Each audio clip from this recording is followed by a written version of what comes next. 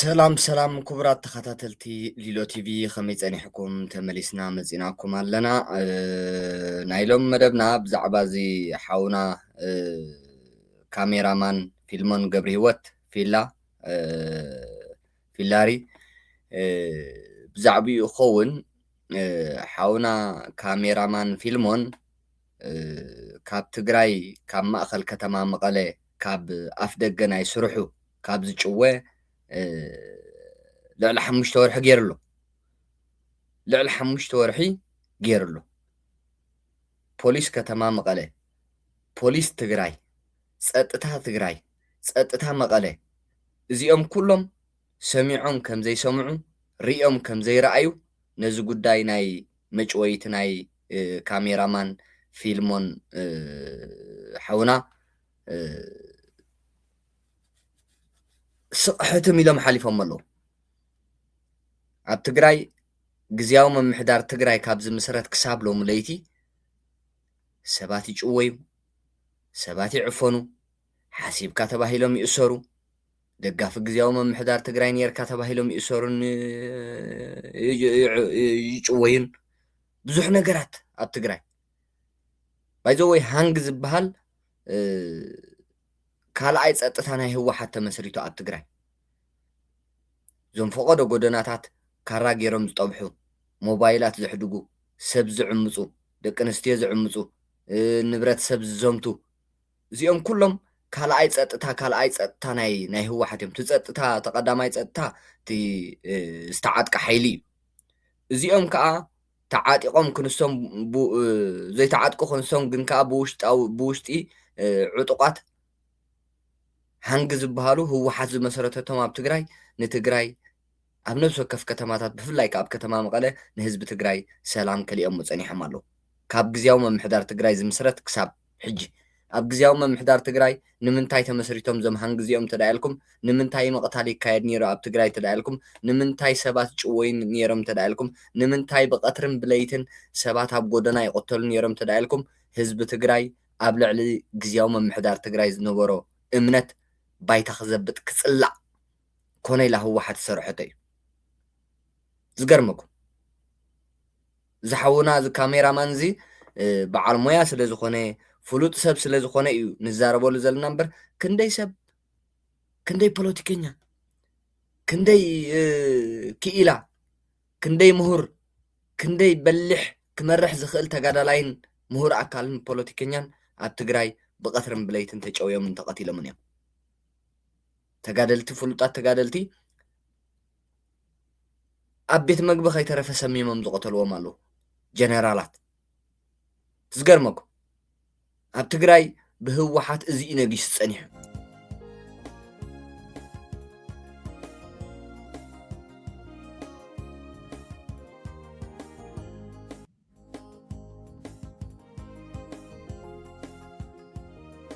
ስለዚ ዝሓውና እዚ ካሜራማን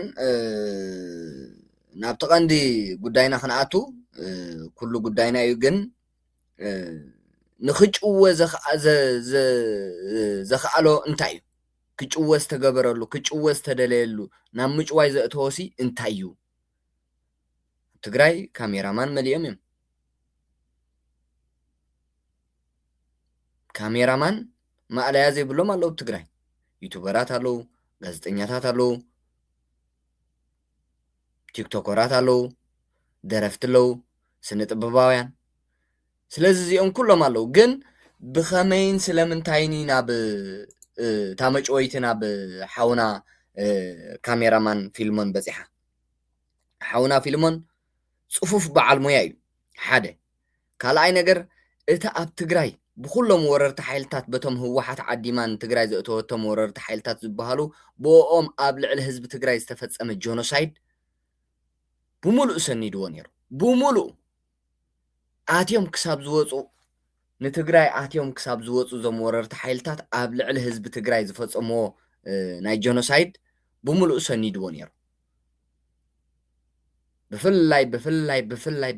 ብፍላይ ሻዕብያ ኣብ ልዕሊ ደቂ ኣንስትዮ ትግራይ ዝፈፀሞ ኣዝዩ ኣስካሕካሐ ግፍዕን ዓመፅን ጆኖሳይድን ሰነድ ብሰነድ እዛ ሓውና ካሜራማን ሒዝዎ ነይሩ ብሙሉእ ምስ ዝሓውና ካሜራማን ዝነበረ ዝፈልጥዎ ሰባት ክዕልሉ ክዛረቡ ከለዉ ምስኡ ዝነበረ ሰነዳት ናይ ጀኖሳይድ ክትሪኦ ብዓይንኻ ሲትረፍ ንዕኡ ዝረኣዩ ኸዘንትውልካ እውን ሕልናኻ ይቅበሎን ኣዝዩ ከቢድ ኣዝዩ መሪር ብጣዕሚ ሕማቕ ነገራት በዞም ብፍላይ ከዓ ብሻዕብያ ዝተፈፀመ ናይ ጀኖሳይድ ሰኒድዎ ነይሩ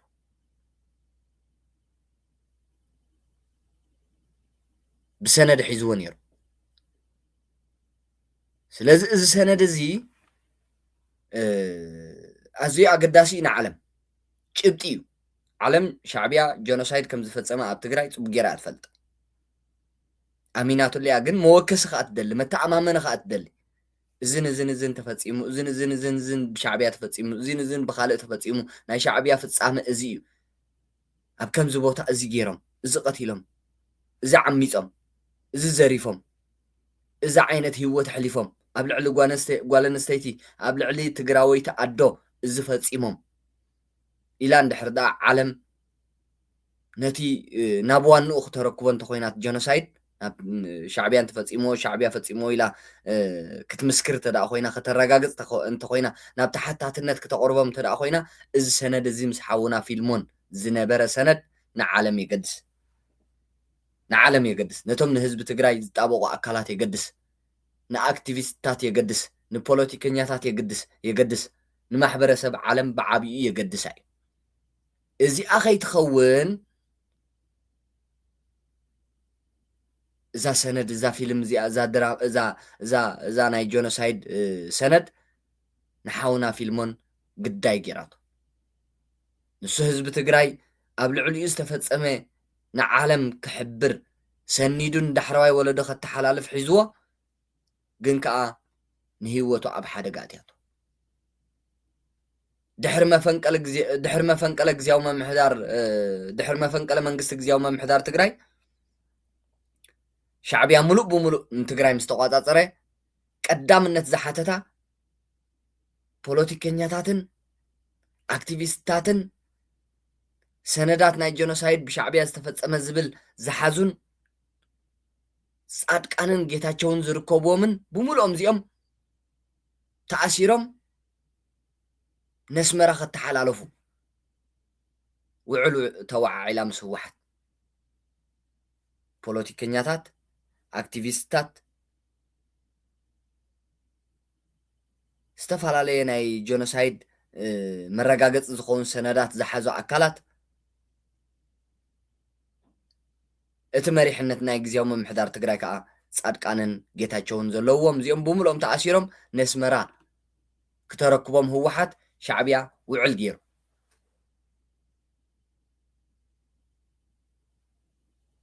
ቶም ክቁተሉ ዝግብኦም ፖለቲከኛታትን ተጋደልቲ ጀነራላትን ህወሓት ባዕላ ቀቲላቶም እያ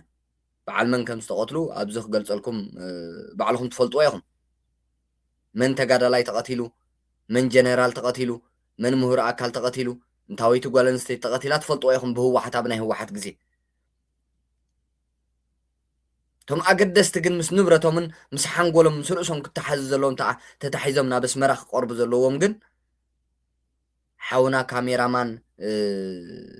ፊልሞን ዘለዎም ጀነራል ጻድቃን ጌታቸው ረዳ ካብ ፖለቲከኛታት ከዓ ደጀን መንገሻ ኣብርሃ ዶክተር ደጀን ናይ ተዘይተጋጌ ናይ መን ውድብ እዩ ታደለ መንግስቱ ሃይለ ከዓ ኣብ ደገ ዝተሓከመ እዚኦም ዘለውዎም ሻዕብያ ትደልዮም ነይራ ሓደ ሰነዳታ ኣብ ትግራይ ዝፈፀመቶ ኣብ ትሕቲኦም እዩ ነይሩ ንሶም ሒዞሞ ነይሮም ካልኣይ ነገር ንፅምዶ እውን ኣይቅበሉን እዮም ሳልሳይ ነቲ ዝጅመር ነበረ ሳልሳይ ነገር ከዓ ሻዕብያ ቶታል ምሽ ንትግራይ ከዓ ኣብቲ ጫፍ ሒዝዎም ዘሎ መሬት ትግራይ እውን ለቂቁ ንክወፅእ ተዘይወፂኡ ከዓ ፌደራል መንግስቲ ኣትዩ ክፀራርጎም መንገዲ ክኽፈተሉን ፌደራል መንግስቲ ጠለባት ዘቕርቡ ዝነበሩ እዮም ፖለቲከኛታቶም በልዎ ኣካላት መንግስቲ በልዎ ስለዚ ነዚኦም እያ ሻዕብያ ትደልዮም ነይራ ህወሓት ቀጠልያ መብራህቲ ወሊዓትላ ሻዕብያ ኣብ ትግራይ ድላያ ክትገብሮም ሶ ጌታቸው ረዳ ኣጋጣሚ ኣምሊጡ ጻድቃን ኣጋጣሚ ኣምሊጡ ታደለ መንግስቱ እውን ብሕማም ምክንያት ከምኡ ብዕድል ወፂኡ እዚ ዶክተር ደጀን ገሊኦም ኣካላት ተቃይሞሞ ሶ ካልኦት ኣክቲቪስታትን ሓውና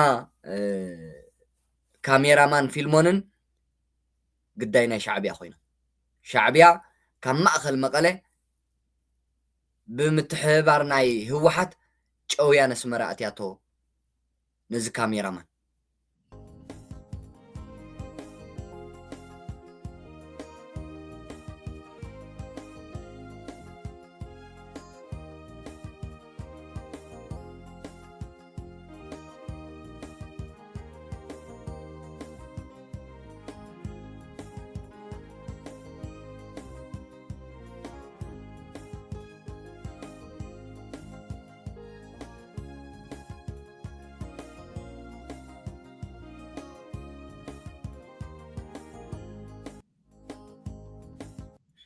ስለዚ ሓውና ካሜራማን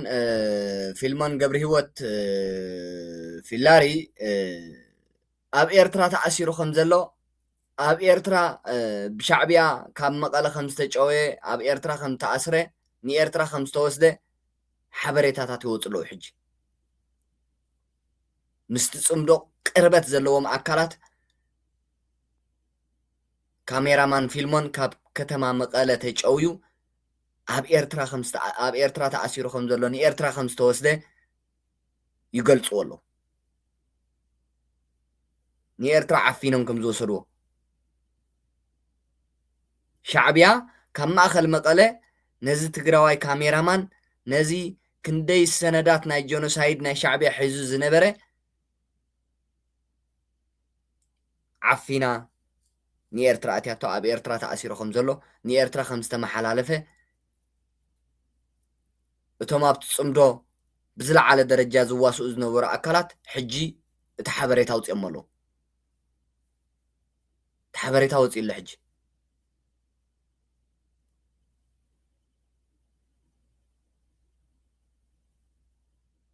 እዚ ካሜራማን እዚ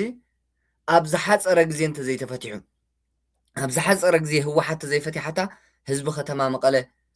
ግምጥል ኢሉ ክግምጥሎም ኣለዎ መንገድታት ክዓፁ ክኽእል ኣለዎ መንእሰይ ከተማ መቐለ ፅባሕ ሎሚ ነዚ ካሜራማን እዚ ሻዕብያ ወሲዳ ህልም ኣቢላቶ ኣብ ኤርትራ ህወሓት እውን ሕሊፋ ሂባቶ ፅባሕ ንዓኻ እዩ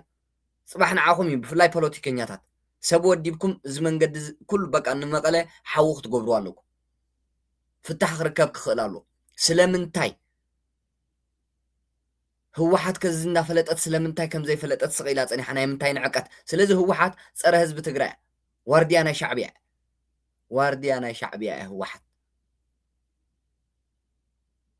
ህወሓት ዋርድያ ናይ ሻዕብያ እያ ዜጋታት ሓሊፋ ንሻዕብያ ትህብ ብትእዛዝ ናይ ሻዕብያ ንዜጋታታ ትቐትል ብትእዛዝ ናይ ሻዕብያ ዜጋታታ ትርሽን ብትእዛዝ ናይ ሻዕብያ ዜጋታታ ትዕፍን ብትእዛዝ ናይ ሻዕብያ ዜጋታታ ካብ ከተማ መቐለን ካብ ትግራይን ተሳድድ ብትእዛዝ ናይ ሻዕብያ ሰራዊት ትብትን ብትእዛዝ ናይ ሻዕብያ ትግራይ ብምልእታ ጓሕጒሓ ናብ ኤርትራ ትረክብ ነዳዲ ወርቂ እኽሊ ናውቲ ሕክምና ብምሉእ እዚ ናብ ኤርትራ ተረክቦ ካብ ፌደራል መንግስቲ ተቐቢላ ህወሓት ናብ ኤርትራ ስለዚ ሓውና ፊልሞን ኣብ ኤርትራ ተኣሲሩ ከም ዘሎ መንሽሙ መስኪሩ ኣሎ ሰብ ዝሰኣነ ሰብ መስኪሩ ኣሎ ሰብ ዝሰኣነ ሰብ ኣብቲ ጉዳይ ብቐረባ ዝከታተልን ዝፈልጥን ኣፍልጦ ዝነበረ ሰብ ሕጂ ነቲ ጉዳይ ናይ ፅምዶ ተኣካይዳ ናይ ፅምዶ መወዳእትኡ ምስ ተቃወሞ ነቲ ምስጢራት የውፅእ ኣሎ ኣብዚ ንህለኩ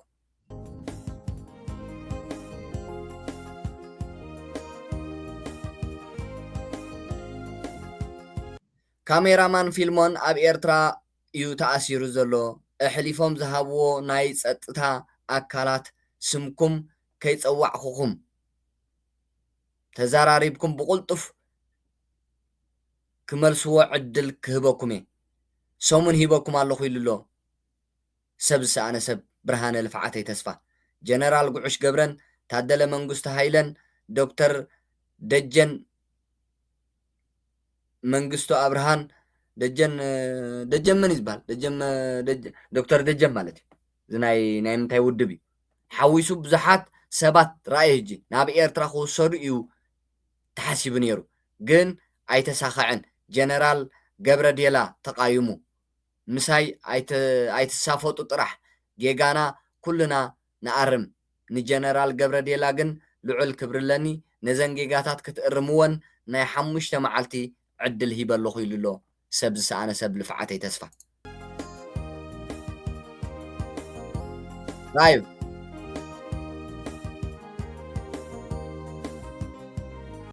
ኣብዚ ኣላትኩም ብምልእታ እቶም ኣቐድማ ኣቢላ ማለት እዩ እዚኣታ ኣብዚ ኣላትኩም ብምልእታ ካብኡ ቀፂሉ እቶም ብዝኾነን ዘይኮነን ተወዲብና ወረ እናውረና ንርብሾም ዝነበርና ሰባት ክንደየናይ ዝኣክል ንጎድኦም ከም ዝነበርናን ሕልናዊ ዕረፍቲ ንኸልኦም ከም ዝነበርና ኣብዚ ሰሙን እዚ ኣብ ነብሰይ ምስ በፅሐ እዩ ተረዲእኒ ክረጋጋእ ክፍትነ እምበት በሎ በዚሑኒ ተረቢሸ ኣለኹ ካብ ትግራይ ወፂእ ዝበሃል ወረ ግን ሓሶት እዩ ኣብ ዓደይ ኣለኹ ንቅድሚት እውን ክህልየ ምስ ግለሰባት ንኸይነኻኻእ ይፍትን ኣለኹ ሰባት ግን ክነኻኽኡኒ ይፅዕሩ ኣለዉ ኣብ ትግራይ ግን ሎሚ ካብ ትግራይ ግን ሎሚ ኣይወፅእ ፅባሕ ኣይወፅእ ንስራሕ ጉዳይ እምበር ብሆሆ ተዳህሊለ ካብ ትግራይ ክወፅእ ኣበደን ይብል ኣሎ ልፍዓተይ ተስፋ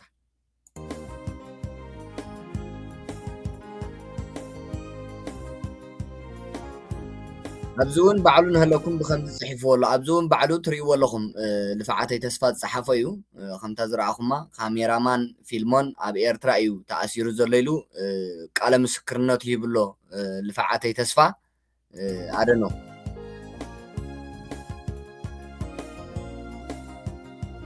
ሰብ ዝሰኣነ ሰብ ኣብቲ ምስ ህወሓት መሓዮ ኮይኑ ዘሳቀዮ ዝነበረ ሎሚ ኣብ ርእስኡ ፈተነ ምስ ፈፀሙ ናይ ጣዕሳ ምልክታት የርኢ ኣሎ እቶም ብዝኾነን ዘይኮነን ተወዲብና ወረ እናውረና ንርብሾም ዝነበርና ሰባት ክንደየናይ ዝኣክል ንጎድኦም ከም ዝነበርና ሕልናዊ ዕረፍቲ ንኸልኦም ከም ዝነበርና ኣብዚ ሰሙን እዚ ኣብ ነብሰይ ምስ በፅሐ እዩ ተረዲእኒ ክረጋጋእ ክፍትነ እምበት በሎ በዚሑኒ ተረቢሸ ኣለኹ ካብ ትግራይ ወፂእ ዝበሃል ወረ ግን ሓሶት እዩ ኣብ ዓደይ ኣለኹ ንቅድሚት እውን ክህልየ ምስ ግለሰባት ኣይነኻኻእን ንኸይነኻኻእ ይፍትን ኣለኹ ሰባት ግን ክነኻኽኡኒ ይፅዕሩ ኣለዉ ኣብ ትግራይ ግን ሎሚ ካብ ትግራይ ግን ሎሚ ኣይወፅእ ፅባሕ ኣይወፅእ ንስራሕ ጉዳይ እምበር ብሆሆ ተዳህሊለ ካብ ትግራይ ክወፅእ ኣበደን እናበሉ ዝበሎ ሰባት ሸር ይብልዎ ኣለዉ ማለት እዩ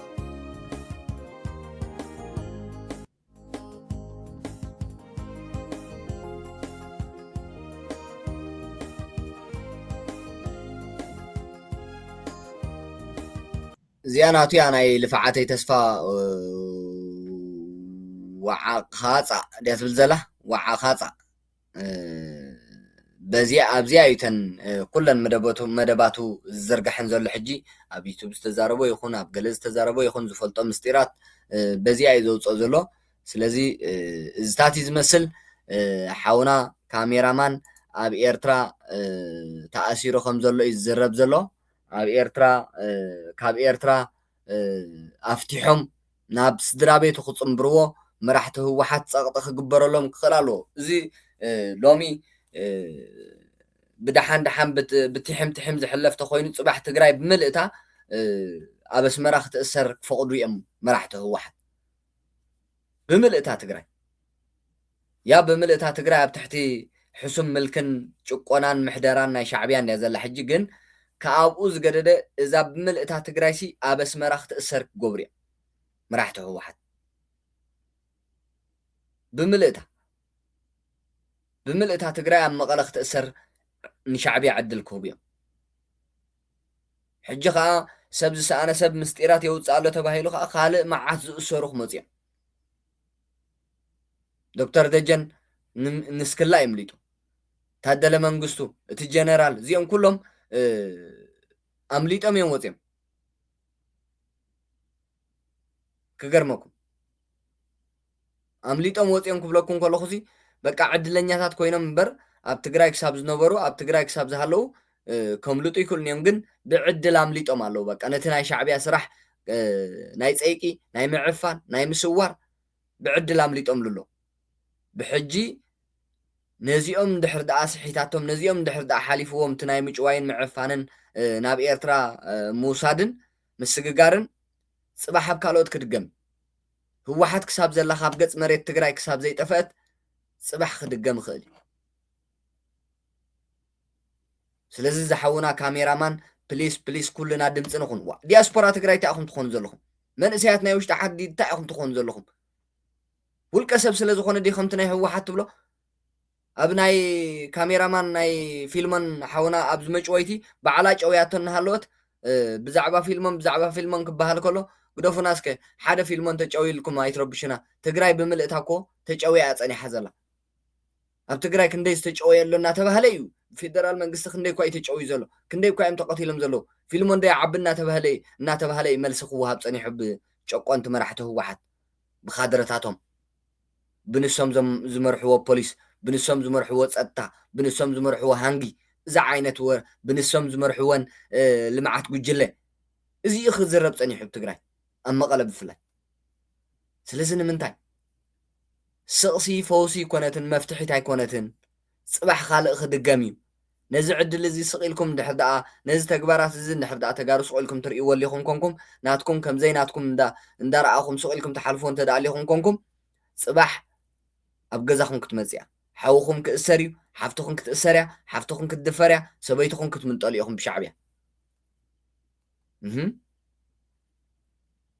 ድሓር ዋይ እንታይ ይጠቕመኩም ሕጂ ዋይ እንተይልኩም ነዚ ካሜራማን ዝኽፍታሕ እዚ ሕጂ ሆሆ እንተይልኩም ፅባሕ ንጉሆ ኣብ ገዛኹም ኣይበፅሓኩም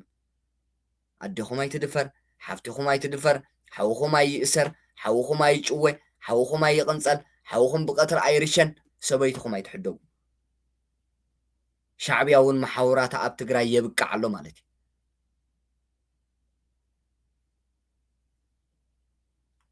ሰሚዕኻ ከምዘይ ሰማዕኻ ከም ኤርትራዊ እናተበተንካ ኢኻ ትነብር ርኢኻ ከምዘይ ረኣኻ ስቕ ምባል ከም ኤርትራዊ እናተጨኻኸንካ ኢኻ ሓድሕድካ ትባላላዕ ኣብ ኤርትራ እኮ ኢሳያስ ሰብ ቀቲሉ ይፈልጥን ኣብ ኤርትራ ዝቕተል ብኤርትራዊ ሓዊ እዩ ዝቕተል ኣብ ድፋዕ ክሰግሩ ከለዉ ኤርትራውያን ክንሰግር ከለና እኮ እቶም ምሳና ኣብኡ ኣብቲ ድፋዕ ምሳና ኣብቲ ዶብ ምሳና ከላሽን ዝዓጥቑ ንሶም እዮም እኮ ተኪሶም ዝቆትሉና ንሶም እዮም እኮ ተኪሶም ዝወግኡና ስለዚ ንኤርትራዊ ዝቆትሎ ንትግራዋይ ከዓ በቲ ኣካይዳ ናይ ሻዕብያን መስርሕ ናይ ሻዕብያን ሲስተም ናይ ሻዕብያን ንትግራዋይ ይቆትለሉ ሕጂ ንኤርትራዊ ምሽ ኤርትራዊ እዩ ዝቆትሎ ንብለኩም ኣለና ንትግራዋይ ከዓ ትግራዋይ ይቆትለሉ ኣብዚ እዋን እዚ ንትግራዋይ ይቆትለሉ ካብ ዝዓቢ ውርደት ኣሎ ካብ ዝዓቢ ዘፈንፍን ታሪክ ኣሎ ካብ ዘፅልእ ታሪክ ኣሎ ትግራይ ከምቲ ኣቦ ዝበልዎ ብቀዳማይ ዘመቦ ዝበልዎ ትግራይ ተፅልእ ኮይናላ ካካ ኮይናላ ትግራይ ኢሎም ቶም ሰብኣይ ዘመቦና ከምኣ ኮይና ዘላ ትግራይ መሪርዎ ህዝቢ ትግራይ ደቁ ኣብ ቅድሚ ዓይኒ ይምንጠሉ ኣለዉ ከም ህዝቢ ኤርትራ ደቁ ኣብ ቅድሚ ዓይኒ ይስወሩ ኣለዉ ከም ህዝቢ ኤርትራ ደቁ ካብ ሕቑፍኡ ይምንጠሉ ኣለዉ ከም ህዝቢ ኤርትራ ኣይገርመኩምን ህዝቢ ኤርትራ ኣብ ገዛይ ከይትበፅሓኒ ወደይ ከይውሰደኒ እንታይ ገደሰኒ እናበለ ሕጂ በቃ ኣብ ገዙ ኣትያቶ ዝጣበቕ ትማሊ ጎረቤቱ እናተሰወረ ኣብ ጎረቤቱ ወፃዓ እናበፅሐ ጎረቤቱ እናተዓፈኑ ስቕ ኢሉ ይርኢ ነይሩ ሎሚ ኣብ ቤት ኣትያቶ ህዝቢ ኤርትራ መን ይጣበቐሉ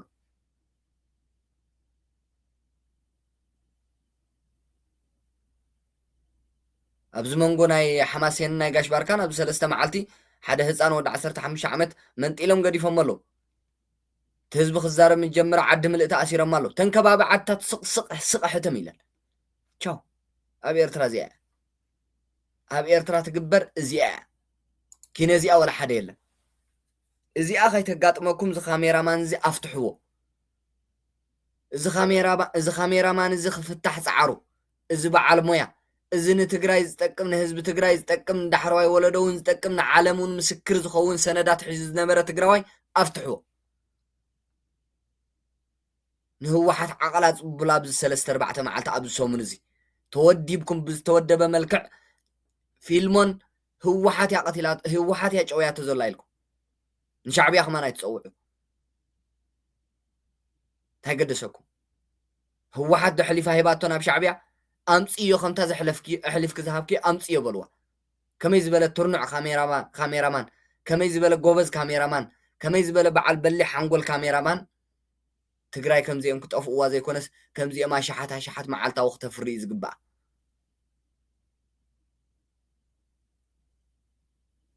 سق عند حرد عيلكم صباح نقولكم هزبي إرترا أب نفس وكف جزاكم متأكم هو حاتين شعبيان كساب زهلو خا صقامات ناي تقراي قالل مالت زبت مليشي زوسخ مليشي تقراوي زچخاخن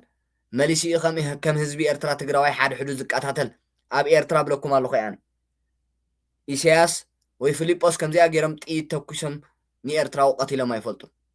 حدنا يم زقاتلنا حدنا يم قاتلنا حدنا يم كقاتلنا صنيحن حدنا إذا خاميرا مانزي أبر يبلو أبسا يبلو نصه تري والله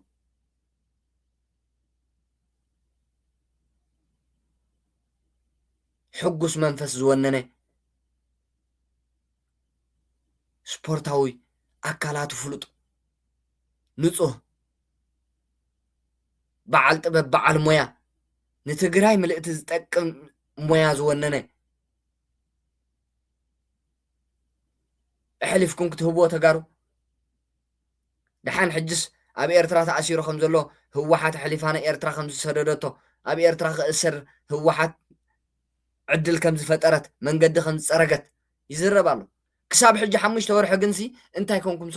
سقيلكم تنيحكم تقارو أنا بلوكم على خزانة يتقرأ نا إرترا بهلي أب تقرأ تنقص على انت يقدسني سبيتك يحدقوني حويك يوسدو لي أديك يقتل لي حفتك يدفرو لي نعيك أسروني نبيك أسرو لي وديك أسرو لي دقيك أسرو لي إزي أب تقرأ نقص على بإرترا خما يعني رح جنرالي إسرا بإرترا بديلو خون سريع خون بديلو وم خون أطفئ خون أبوي إسرا بإرترا قليلو وم خون حاوي إسرا بإرترا قديفو مخون هادي مخون كهدم حزام مخونو إزي زبهال نيرو إرترا سلازي شعبيا خاب جزا خمس إحاني أخطوس دون بخا شعبيا خاب جزا خمس إحاني أخطوس دون حوخا شعبيا خاب جزا مس حاني أخطوس دان الديخا سق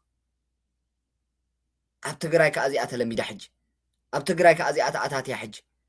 أبتقراي كأزي أنا نجيس حج شعبيا زدل زيايو أب إرترا زقبري أبتقراي كنقص دلي زلو